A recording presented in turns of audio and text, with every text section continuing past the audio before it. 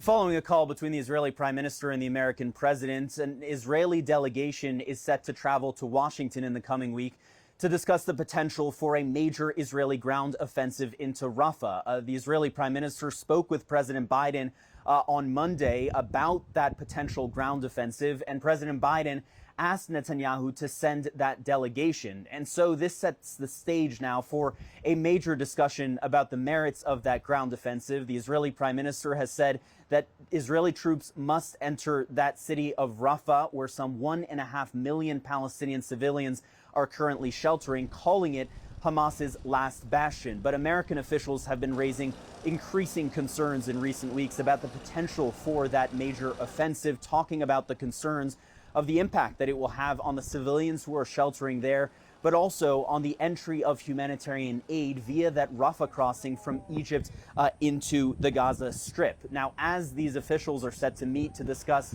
that potential offensive and what Americans intend to present as potential alternatives to that ground offensive, there are still these ongoing negotiations to try and reach a temporary ceasefire and the release of dozens of Israeli hostages. An Israeli delegation had traveled to Doha, Qatar.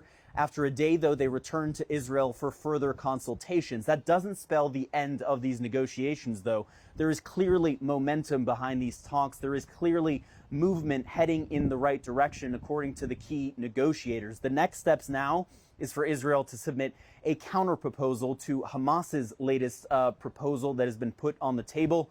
Qatari mediators, for their part, say they are cautiously optimistic. Jeremy Diamond, CNN, Jerusalem.